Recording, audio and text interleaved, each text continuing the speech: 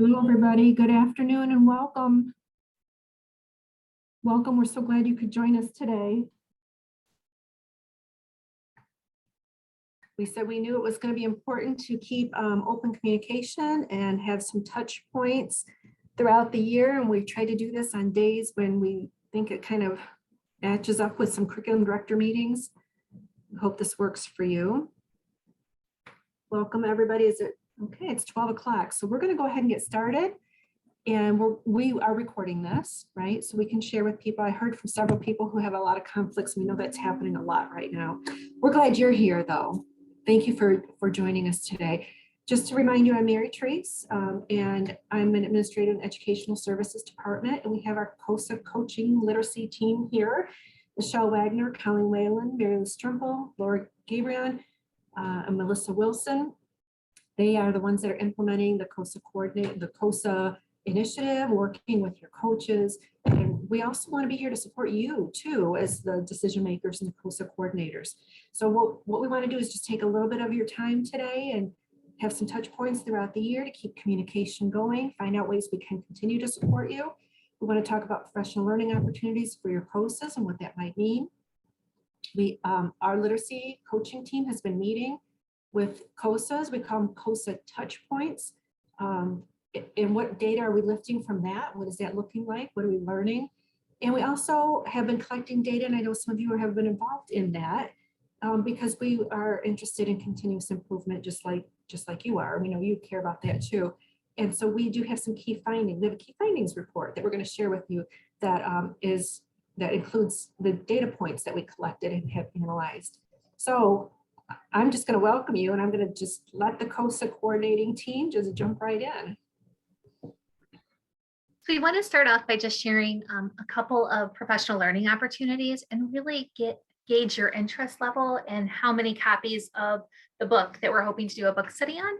So we have No More Random Acts of Literacy Coaching. We've bought plenty of copies, but we'd like to create a deeper understanding of the purpose and impact of coaching, engage in some deep study, and then really support leadership even beyond the coaching coordinators, but also into districts themselves. So we're hoping that we can go through some of the book together when we come together for these meetings, but also give the opportunity for your district administrators to be a part of a book study as well. So we're brainstorming different ways to do that, whether that's something you would like to facilitate or whether it's something that we could facilitate and have them be a part of. So in just a moment, you will find in the chat a quick survey where we're just really asking for the number of administrators and coaches that you currently have in your district so that we can make sure that we have enough books for that. And then Colleen, I'll let you share a little bit about the cognitive coaching as well. Hi, everyone. Nice to see you all. We have an opportunity to bring cognitive coaching training to Wayne Risa starting in the summer of 2022. It's actually 8 full days of training, but we think it's really beneficial and useful time for our COSAs. And so we're going to invite you to just get some feedback. Do you think that this would be something that your COSA or maybe additional coaches would be interested in? We probably will try to invite people to attend because we can only have about 40 participants. But we also want to lessen the amount of time that your COSA or coach is out of the classroom. So 4 of those days we think will be happening in the summertime, actually before the school year ends, which would be like early June, and then 4 additional days happening in the fall. So we would just like to get your feedback if you're interested in having your COSA or coaches participate in this cognitive coaching training. So if you wouldn't mind just taking a second to fill out that form, that way we get the information. If you're not exactly sure of a number, it's okay to estimate a little bit. That's fine too. We just want to make sure that we have enough resources for everyone. We'll take just a moment. Thank you.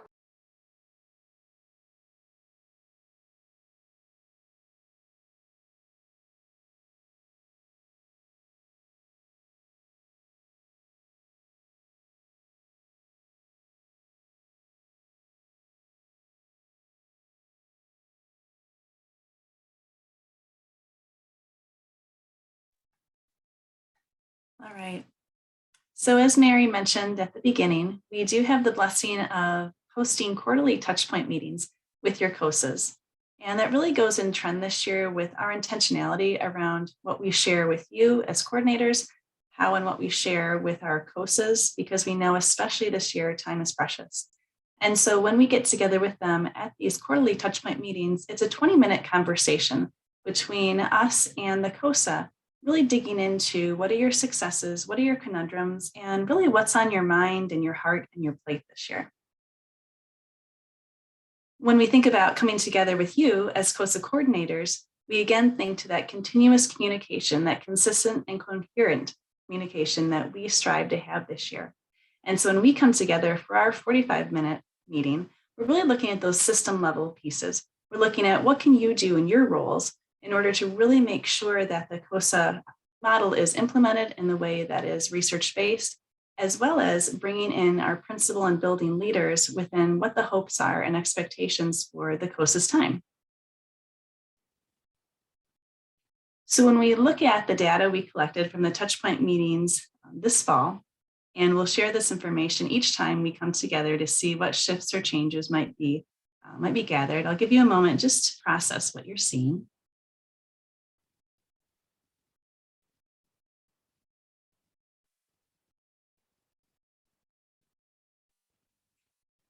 So what you're seeing is the trends collected as far as the topics that were lifted when we had these 43 conversations with our COSAs. And so the COSAs were truly given the chance to have a coach the coach conversation to lift, as I shared, successes where their time is being focused, and also some conundrums. And so when you take a look at the information that we gathered, you can see that it's spread, but spread in areas that are truly connected to what we hope the coaches are engaging in. The next step is to encourage you to reflect upon how do you share and connect your building leaders with what they might communicate to their COSAs. We look to you as the COSA coordinators, certainly to gather together with us as we serve as conduits between our varying roles. We also would invite you to consider how do you communicate and share not just the information gathered here, but in a consistent systems level piece where you're thinking about how do we ensure that our building leaders have not only an understanding of the COSA's role and responsibilities, but also how are you encouraging that strong coach-principal relationship? And so we would encourage you to utilize the key considerations for coaching systems as one of the tools. So we've just pulled a few snippets to encourage you to, again, reflect and consider how can we strengthen the building level relationship between the coach and the principal through you as the conduit. And so the first item we'd have you consider, especially in reflection of the data that we collected, are the coaching allocations consideration 4. And we've just pasted a few of the questions that you would find within that booklet here to consider. So when we think about the allocations of the coach's time, we know especially that this year, time is precious, and we want to spend time maximizing and building up the capacity of our teachers so they can help the students be successful. In some cases, this might have led us to overstretch our COSA's reach. We certainly want coaching to be available to all teachers. But we put the question out there to you to consider. If a coach is spread out among multiple buildings, what is the chance that impact will truly be seen?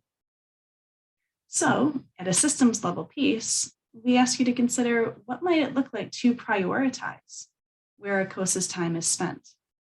What might it look like to take a look at some building level data? Maybe it's some of the fall benchmark scoring and say, where might this COSA's time best be spent? Whether it's 1 building, 2 buildings, or 3, as we add up in the building assignments, we can certainly see that person's time being stretched thinner and thinner. And so when you think about what you want to get from this coaching model, we ask you to consider how might we look at the COSA's time and ask ourselves, what can we learn thus far about what they've been able to do? And what might we revise if they are stretched a bit thin in order to truly show impact across the system? The second consideration we would lift in reference to what we learned from the touchpoint meetings is again thinking about the relationship between the coach and the principal. Especially if your COSA is blessed to serve in numerous buildings, a conversation around What might be the varying communication tools that the COSA is using to clearly and consistently communicate what they're able to do? We also would ask you to consider what kind of policies or practices, or again, communication has been shared so that your COSA and any coach in general is not seen as an evaluative partner. We certainly know that they walk and talk with administrators and leaders all throughout the year, which is certainly encouraged in a strong model. But we also ask ourselves to consider, are the practices and policies we have in place causing the coach or COSA to be seen as an evaluative partner as opposed to someone who is working side by side? So again, we know there is a lot on your plate, your heart, and your mind, but we hope that this document, the key considerations, could be a tool that you use both in speaking with your COSA and setting up the systems level work, while also communicating with your building leaders. And again, we're here if you ever want to engage with us in a conversation, a coaching conversation, or to assist at any of the building level pieces as well.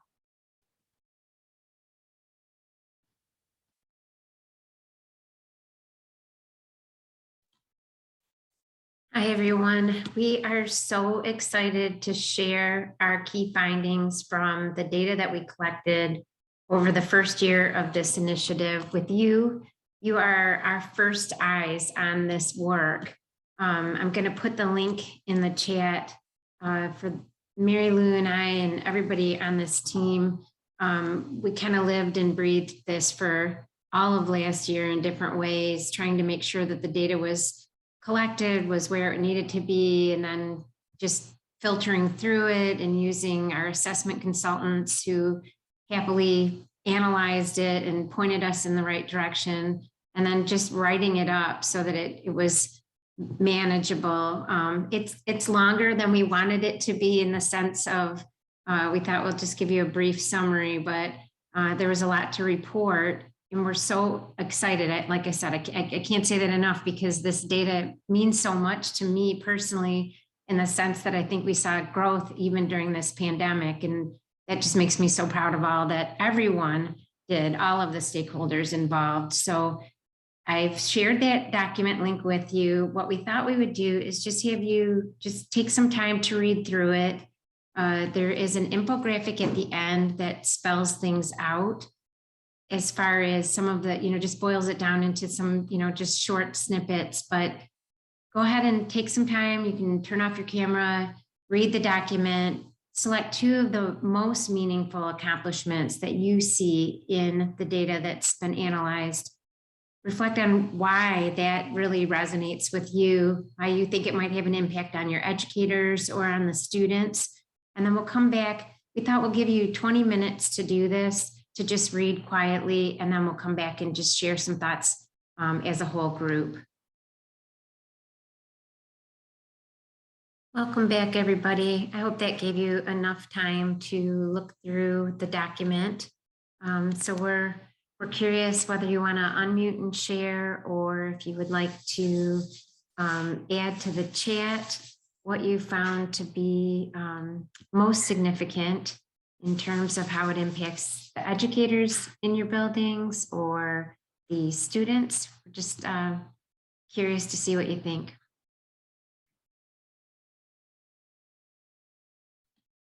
I'm the absolute worst at wait time.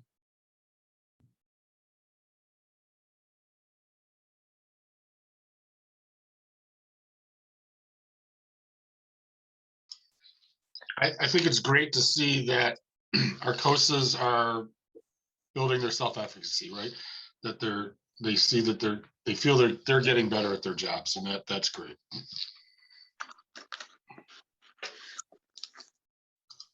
I think that from our charter, it seems as though there's a layering of professional development and networking that has really worked.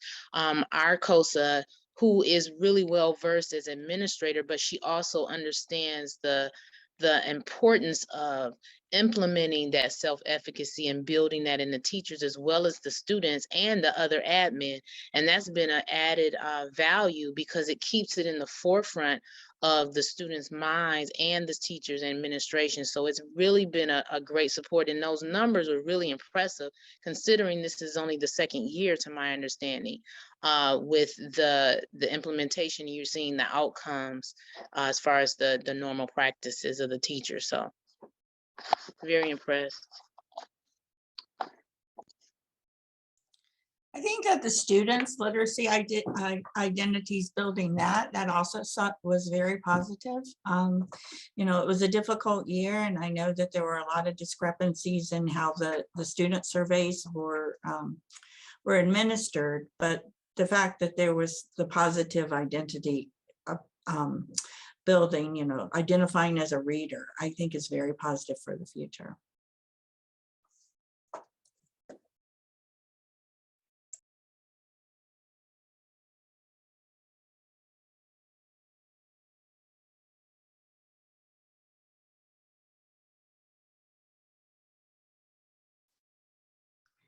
I'm seeing a couple of comments in the chat too, that the COSAs were really spending most of their time delivering their services, whether as literacy leaders in their districts or buildings, PSAs, or whether it was direct coaching activities. And of course, we want to push more towards the direct coaching activities, but we knew that there were a lot of hiccups with that last year, especially with the virtual learning and even when it was in person, there's a lot of just COVID restrictions and parameters that guidelines that we needed to follow. So yeah, we're looking at the data that we collected as what can we do better this time around, and knowing that we're still in this pandemic, so we can't really make some leaps and bounds like we would hope, but we just keep getting better.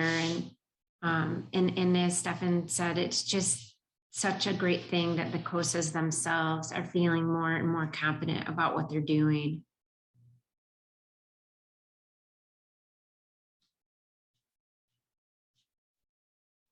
Anyone else?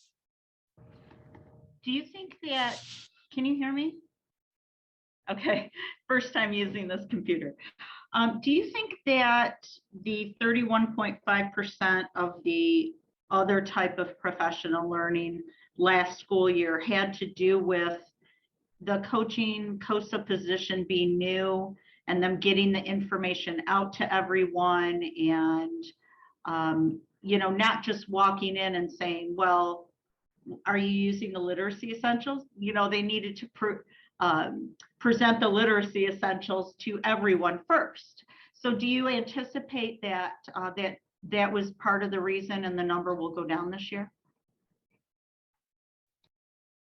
I'm going to lean into my group too, but I definitely think that, even though we did have veteran coaches in our COSA group, we also had a lot of brand new to the role coaches. So that was a lot of what we were trying to do in the summer prior to last school year starting. But as you know, that learning is ongoing. It's like when you are a pre-service teacher and you learn how to handle a classroom, but once you get in the classroom, it'd be really nice if you had a whole nother class on that. So there was that ongoing learning that was just part of our growth as a group. So, and please, teammates, anything else you would add to that? Yeah, I'm going to just jump in and add a thought from our COSA touch points and our opportunity to have conversations within the focus groups. It did come to light that many of the COSAs felt that they spent a lot of time with the literacy leadership in tech support because of that current reality. So that was not something that we anticipated. So some of that 31.5% of the time was supporting new teachers and veteran teachers with that new virtual environment. So that was something that kind of came to light like a silver lining, because that improved their self-efficacy with the use of technology. So we had a lot of little gems that came out that we hadn't anticipated when we started to sift through the data. So we were pretty excited about some of those findings.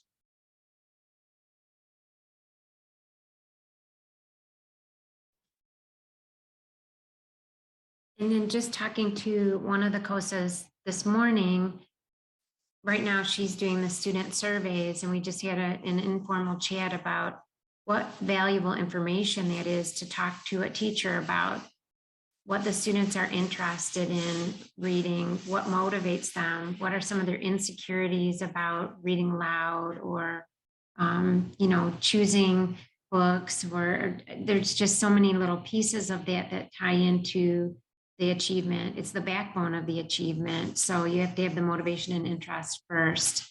And it's just great to know that after all that we talked through last year, that's where she is right now. She's already looking at the data as it's coming in, and she's thinking about those conversations. So such a different place than we were last year at the same time.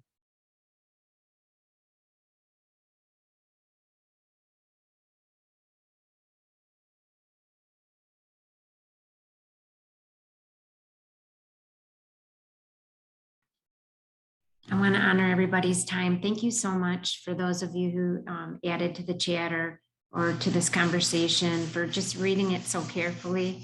Like I said, felt like I was writing a small book, but and I know Mary Lou felt like that too. It's by the fourth time that we read it for edits, we were like, I can't even read this anymore. I don't even know what it says. It's all blurry. So we do appreciate all of that. And please share it. We will definitely share it with our COSAs the next time that we come together in December, but feel free to use it in any way. This is our working document. We all had a part in this. So thank you for all that you did on your end to make this initiative work. We had planned that each time we come together, knowing that most of you are going to our curriculum directors meeting in about 15 minutes, to just give you 15 minutes to yourselves to reflect on anything that we talked about today. Just take a few minutes to decompress, get ready for the next meeting, and we'll end this meeting here unless anyone has any last things to share. I just want to say thank you to the team for all the work that you've done with this. It's really been thoughtful and well designed, and so appreciate it. So thank you very much. It's our pleasure, Ross. We love this work. Nice to see everybody. See you soon.